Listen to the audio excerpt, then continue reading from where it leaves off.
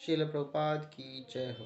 श्रीमद् भगवद गीता यथारूप अध्याय 16। अध्याय का नाम देवी तथा आसुरी स्वभाव। श्लोक संख्या 22। एते इनसे विमुक्तः मुक्त होकर कौन्तेय हे कुंती पुत्र तम द्वारे अज्ञान के द्वारों से त्रिभी तीन प्रकार के नरह व्यक्ति आचरती ही करता है आत्मनः अपने लिए श्रेय मंगल कल्याण ततः तत्पश्चात यति जाता है पराम परम गतिम गंतव्य को। एते विमुक्तः कौन्तेय तम द्वारे त्रिभिः नरः आचरति आत्मनः श्रेय ततः यति परमा गतिः। हे कुंती पुत्र, भगवान कहते हैं, हे कुंती पुत्र, जो व्यक्ति इन तीनों नरक द्वारों से बच जाता है, तो तीन द्वार का नाम कोई बताएगा कि कौन से हैं? तीन द्वार कौन से हैं? प्रभु जी, काम क्रोध लोभ। जी माता जी, बहुत धन्यवाद। तो तीन द्वार के नाम हैं काम, क्रोध और लोभ। तो भगवान यहाँ पे कह रहे हैं कि जो व्यक्ति इन तीनों नरक द्वारों से बच जाता है वह आत्म साक्षात्कार के लिए कल्याणकारी कार्य करता है। वो क्या करेगा फिर? आत्म साक्षात, उसको आत्म साक्षात्कार हो जाएगा। तो कोई भक्त बताएगा कि आत्म साक्षात्कार क्या होता है? कैसे आत्म साक्षात्कार होता है? हरे कृष्णा प्रभु जी, आत्मा का ज्ञान। जी माता जी, बहुत सुंदर, बहुत बहुत धन्यवाद आपका भी। तो आत्म साक्षात्कार मतलब होता है अपने आप को शरीर ना समझकर एक आत्मा समझना, उसको बोलते हैं आत्म साक्षात्कार। तो वह क्या हो जाता है? आत्म साक्षात्कार के लिए कल्याणकारी कार्य करता है और इस प्रकार क्रमशः परम गति को प्राप्त होता है।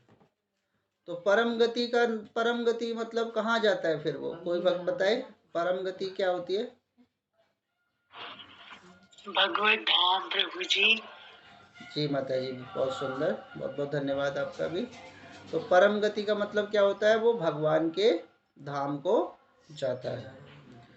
तो आप सभी समझ ही गए इस श्लोक को, है ना, कि तीन नरकों से बचना है। और तीन नरकों से बचा कैसे जाएगा?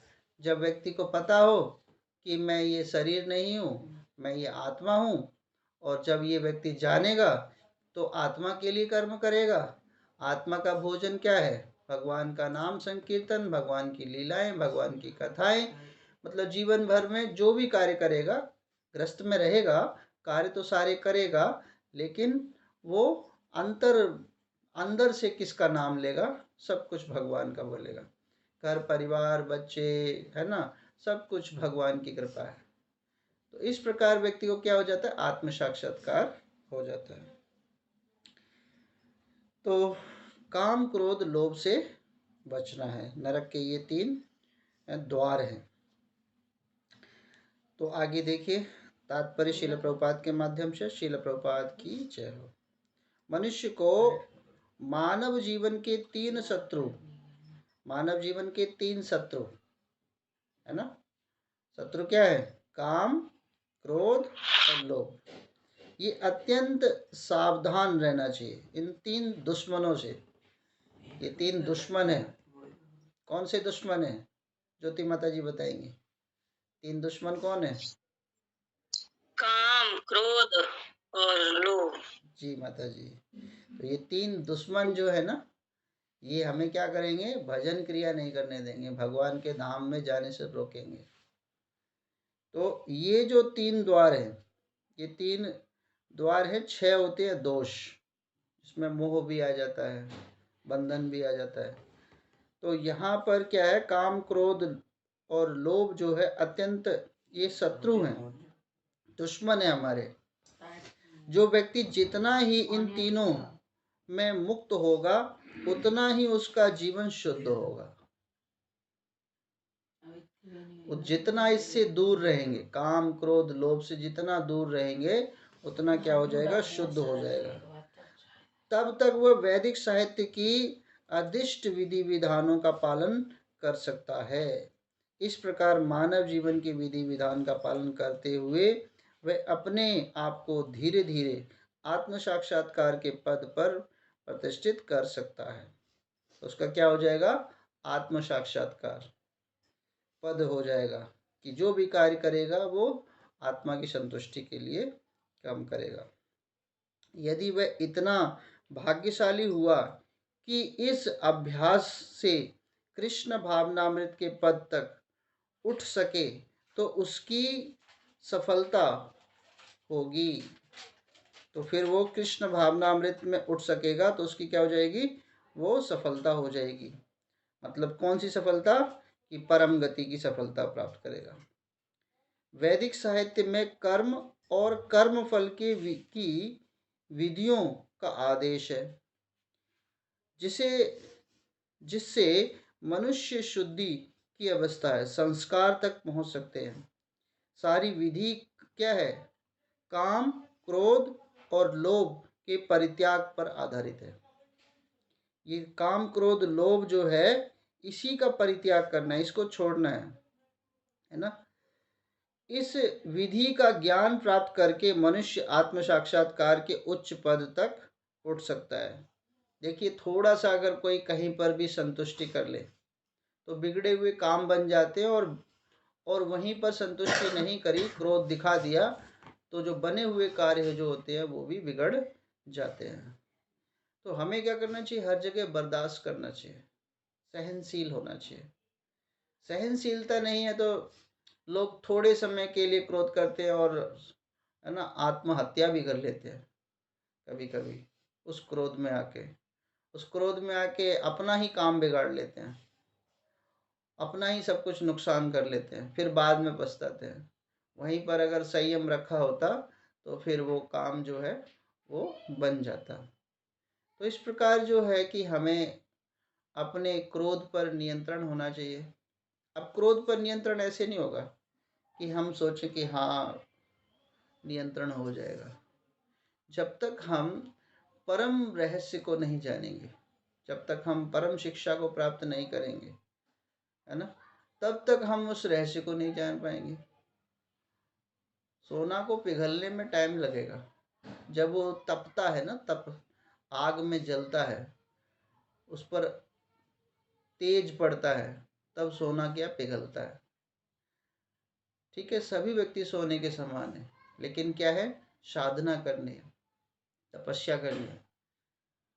तो जैसे इसको छोटे एक वृतांत से समझते हैं कि बीरबल और अकबर, है ना, तो बीरबल अकबर जो है, तो बीरबल क्या हुआ, एक दिन छुट्टी लेकर वो मंदिर में चला गया। तो अकबर बोल रहे हैं कि बीरबल नहीं आया दरबार में। तो सब पता लगाया कि बीरबल कहाँ है, बीरबल कहाँ है। बोला बीरबल तो आज शनिवार के दिन कहाँ जाता है, इस्कॉन मंदिर जाता है, मंदिर में जाता है वहाँ पर। तो फिर बीरबल को बुलाया गया, सैनिक गए। तो सैनिकों से बीरबल ने कह दिया नहीं आज मैं नहीं आऊँगा, आज मैं सेवा में लीन हूँ। तो अकबर बहुत नाराज हुए कि बुलाने पर भी नहीं आया।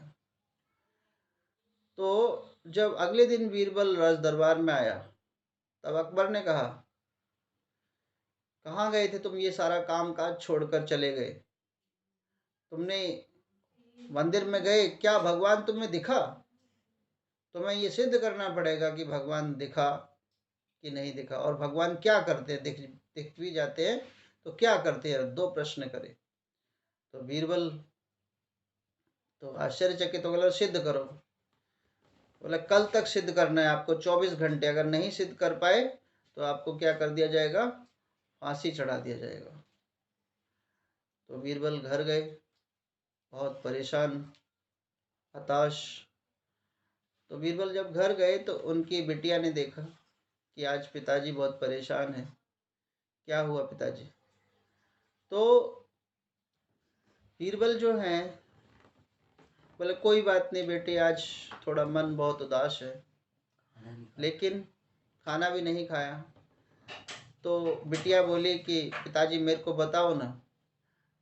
तो फिर बीरबल ने बताया कि राजा ने ऐसे कहा है कि भगवान को दिखाओ, मेरे को भगवान दिखाओ, कहाँ है भगवान। और भगवान दिखते भी हैं तो क्या करते हैं भगवान? तो बिटिया ने कहा पापा बस 24 घंटे की बात है ना, आप चिंता मत करो, आराम से खाना खाओ, आप सो जाओ, कल मैं आपके साथ चलूंगी राज दरबार में। तो बीरबल खाना खाया और आराम से सो गई। अगले दिन बिटिया साथ गई। तो अकबर जो है वो क्या है, प्रश्न किया उसने, हाँ बीरबल बताओ भगवान कहाँ कैसे दिखेंगे, दिखाओ, आप मंदिर जाते हो बार बार, तो भगवान आपने देखे कि नहीं देखे, बताओ। तो बीरबल ने कहा कि मेरे प्रश्न का उत्तर जो है मैं नहीं दूंगा, मेरी बिटिया देगी। बोला ठीक है, आपकी बिटिया दे। तो बिटिया ने कहा कि अच्छा मैं भगवान को दिखाऊंगी, लेकिन क्या है कि मेरे को क्या करो, एक कटोरा दूध ला के दो। तो उसकी मांग से उसको दूध ला के दिया और दूध को लिया और बिटिया बैठ गई और उस पर अंगुली फेरने लगी। अंगुली फेरती रही, फेरती रही, फेरती रही, फेरती रही। तो राज दरबारियों ने कहा ये क्या कर रहे हो, ये अंगुली क्यों फेर रहे हो? बोले ये जो दूध है, आप सभी को पता है ना, इस दूध में मक्खन होता है, इसमें है ना, फेरने से क्या हो जाता है, मक्खन निकलता है, तो मैं मक्खन निकाल रही हूँ। तो कहा कि नहीं, राजा ने कहा, अकबर ने कहा नहीं, ऐसे दूध को मक्खन नहीं निकालते, दूध को गर्म करना पड़ता है, फिर दूध में जावन लगाना पड़ता है, और जब दूध जम जाता है फिर उसके बाद रई फेरनी पड़ती है, तब जाकर कहीं मक्खन मिलता है। तो बिटिया ने भी यही कहा कि भगवान ऐसे प्राप्त नहीं होते। जब हम भगवान की नित्य सेवा करते हैं, भगवान का परम ध्यान लगाते हैं, तब भगवान प्राप्त होते हैं। भगवान ऐसे नहीं प्राप्त हो जाते कि आपने कह दिया कि हाँ, जैसे दूध को गर्म करना पड़ता है, फिर उसको ठंडा करना पड़ता है, उसमें जामन लगाना पड़ता है और उसमें फिर रई फेरनी पड़ती है। तो इतना क्रियाक्रम करने पर हम साधारण मक्खन जब निकालते हैं तब हमें भगवान प्राप्त होते हैं। तो हमें भगवान को प्राप्त करने के लिए भी क्या करना पड़ेगा, साधना करनी पड़ेगी, भक्ति करना पड़ेगा, तपस्या करनी पड़ेगी, है ना, तब भगवान जो है हमें प्राप्त होंगे। तो इस प्रकार बीरबल प्रसन्न हुए और अकबर भी है ना खुश हो गए कि वास्तव में भगवान को प्राप्त करने के लिए ये कर्म करना पड़ेगा, तब भगवान प्राप्त होंगे। फिर दूसरा प्रश्न ये था कि भगवान प्राप्त भी हो जाएंगे तो क्या करेंगे? तो बिटिया से बोला कि अब दूसरा प्रश्न तो बताओ कि जब भगवान दिख भी जाएंगे तो क्या करेंगे? तो बिटिया ने कहा कि आप सिंहासन से खड़े हो जाओ। तो अकबर सिंहासन से खड़े हो गए। बोला अब इस सिंहासन पे मुझे बिठा दो। तो बिटिया को सिंहासन पे बैठा दिया। बोला अब ये जो आपने मुकुट पहना है ना, वो मुझे पहना दो। तो मुकुट भी पहना दिया। बोले अब बताओ भगवान क्या करते हैं? अकबर ने कहा। बोले अभी भी नहीं समझ में भगवान क्या करते हैं। भगवान राजा को भिखारी बना देते हैं और भिखारी को राजा बना देते हैं। तो भगवान क्या करते हैं, भगवान सब कुछ कर देते हैं। पल में क्या है, सबको ऐसा बना दें कि एकदम परम सौभाग्य प्राप्त हो जाए, और जो परम सौभाग्य जिसको प्राप्त है उसको कंगाल बना दें। तो भगवान की कृपा जो है वो महान है। भगवान कुछ भी कर सकते हैं, पल में झपकते ही सब कुछ कर सकते हैं। तो इस प्रकार जो है इसी को बोलते हैं आत्म साक्षात्कार। तो इसीलिए हमें भगवान की शरणागति में लीन होना चाहिए। आगे देखिए, इस प्रकार मानव जीवन विधि विधानों का पालन करते हुए वह अपने आप को धीरे धीरे आत्म साक्षात्कार के पद पर प्रतिष्ठित कर सकता है। यदि वह इतना भाग्यशाली हुआ कि इस अभ्यास में कृष्ण भावनामृत के पद तक उठ सके तो उसको सफलता निश्चित है। वैदिक साहित्य में कर्म और कर्म फल की विधियों का आदेश है, जिससे मनुष्य शुद्धि की अवस्था संस्कार तक पहुंच सकता है। धीरे धीरे क्या है, वो क्या है, शुद्धि की अवस्था और संस्कार तक पहुंच सकता है। सारी विधि जो है, सारी विधि क्या है, काम क्रोध लोभ का परित्याग पर आधारित है। इस विधि का ज्ञान प्राप्त करके मनुष्य आत्म साक्षात्कार के उच्च पद तक उठ सकता है और आत्म साक्षात्कार की पूर्ण भक्ति में भक्ति के बद्ध जीव में मुक्ति निश्चित है। फिर जब भक्ति करेगा तो क्या होगा, मुक्ति क्या हो जाएगी, निश्चित हो जाएगी। इसीलिए वैदिक पद्धति के अनुसार 4 आश्रमों और 4 वर्ण का विधान है। देखिए आश्रम, आश्रम कोई बताएगा आश्रम कितने हैं?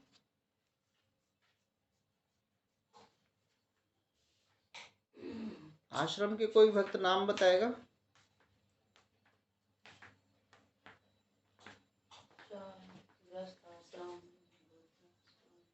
4। हरे कृष्णा, आप सभी जाग रहे हैं कि सो रहे हैं? हरे कृष्णा प्रभु जी, नहीं पता। हरे कृष्णा प्रभु जी, बता दीजिए। एक वानप्रस्थ, एक गृहस्थ आश्रम, एक संन्यास आश्रम और एक और प्रभु जी याद नहीं। प्रभु जी ब्रह्म आश्रम है।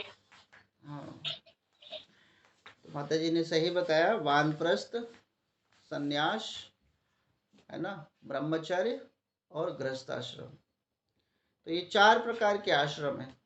तो आश्रम के कुछ नियम होते हैं। हर कोई व्यक्ति आश्रम में नहीं है। गृहस्थ के भी कुछ नियम है। और हम बोलते तो है हम गृहस्थ आश्रम में हैं, लेकिन गृहस्थ आश्रम के नियम जो फॉलो करते हैं तो आश्रम में हो, नहीं तो गृहस्थ में भी नहीं हो। गृहस्थ आश्रम के कुछ नियम है, अगर हम वो फॉलो करें तो गृहस्थ आश्रम में है, अन्यथा हम तो ना गृहस्थ में है ना फिर कहीं पर है। तो इस प्रकार आश्रम। और फिर क्या बताए, वर्ण। वर्ण कितने होते हैं बताइए, वर्ण बताइए कोई भी भक्त।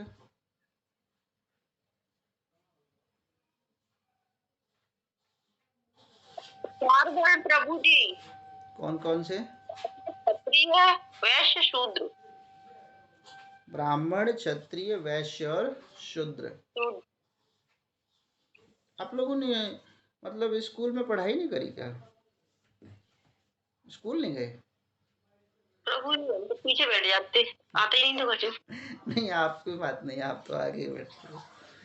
और सारे वक्त स्कूल नहीं गए? स्कूलों में तो पढ़ाया जाता है वर्ण कितने हैं।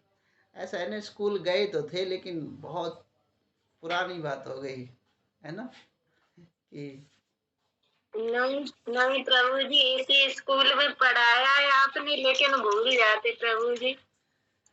हाँ, तो कोई बात नहीं, ये भी स्कूल ही समझो। आप सभी का एडमिशन हो गया है, ठीक है।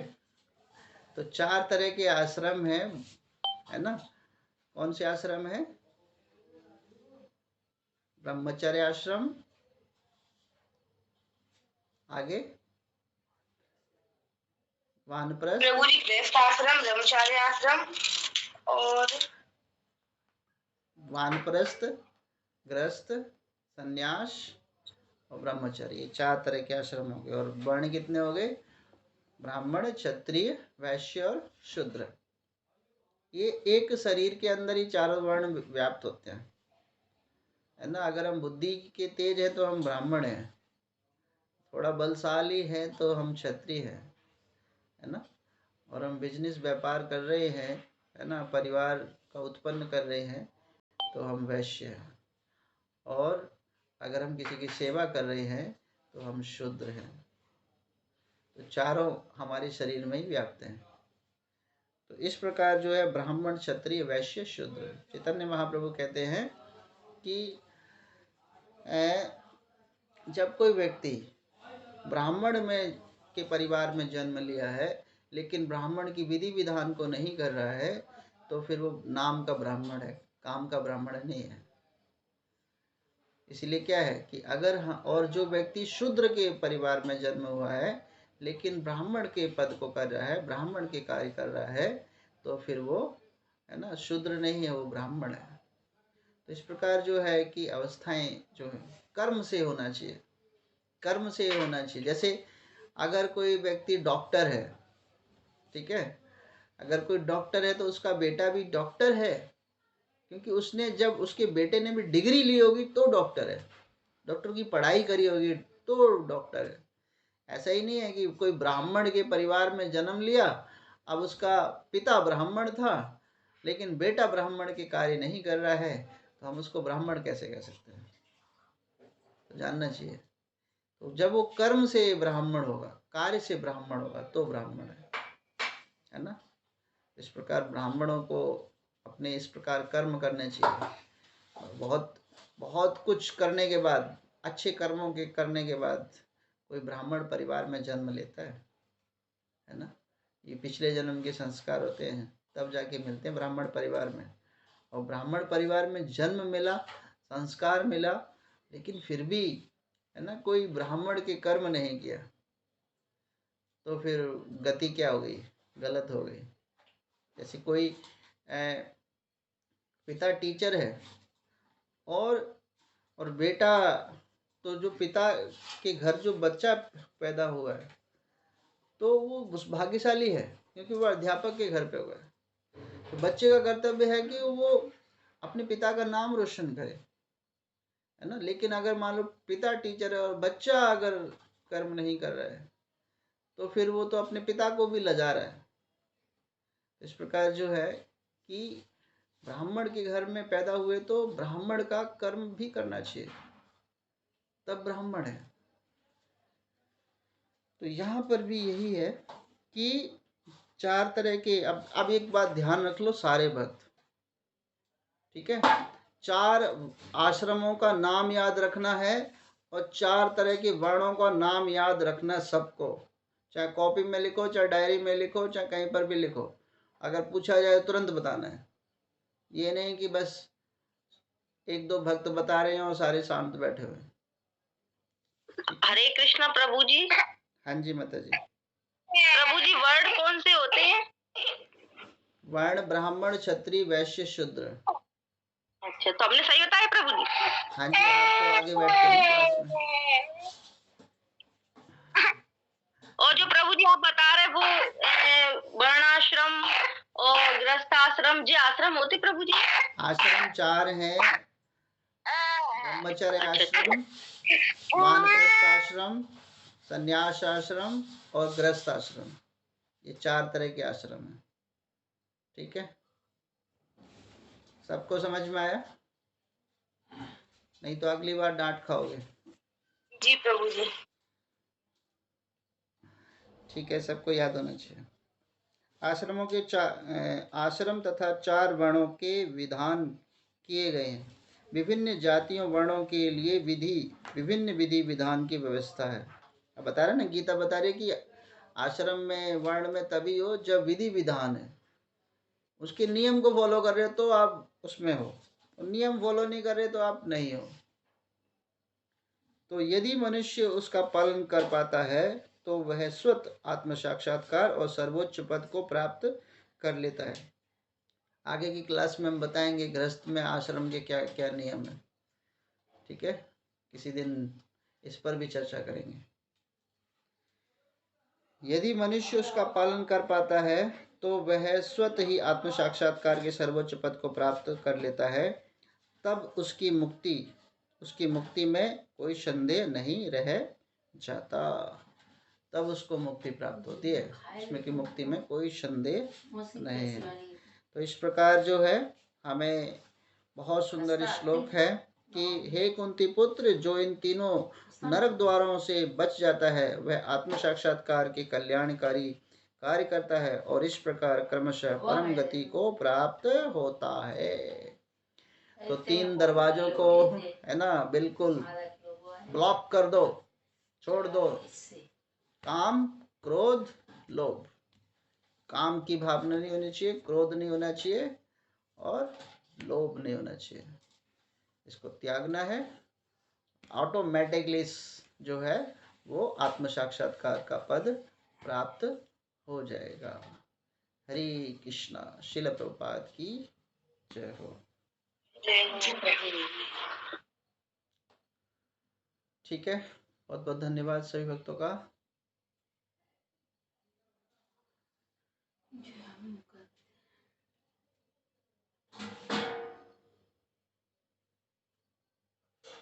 प्रीति भट्ट माता जी, आपको मॉनिटरिंग करना है।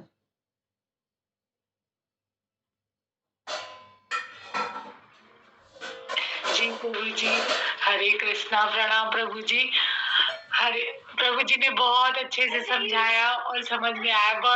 वर्ड प्रभु जी पता था लेकिन थोड़ा सा बिजी थे तो बता नहीं पाए। हरे कृष्णा। और प्रभु जी का मॉनिटरिंग में प्रभु जी हम कर नहीं पाते, कैसे क्या करें? माता जी लोग बोल लेती है उनसे करवाइए, धीरे धीरे हम करना सीख लेंगे। कोई बात नहीं माता जी, 1 महीना हम अच्छी तरह आराम भी कर सकते हैं। ठीक है। नहीं प्रभु जी, आराम नहीं करेंगे ना, आप कीजिए।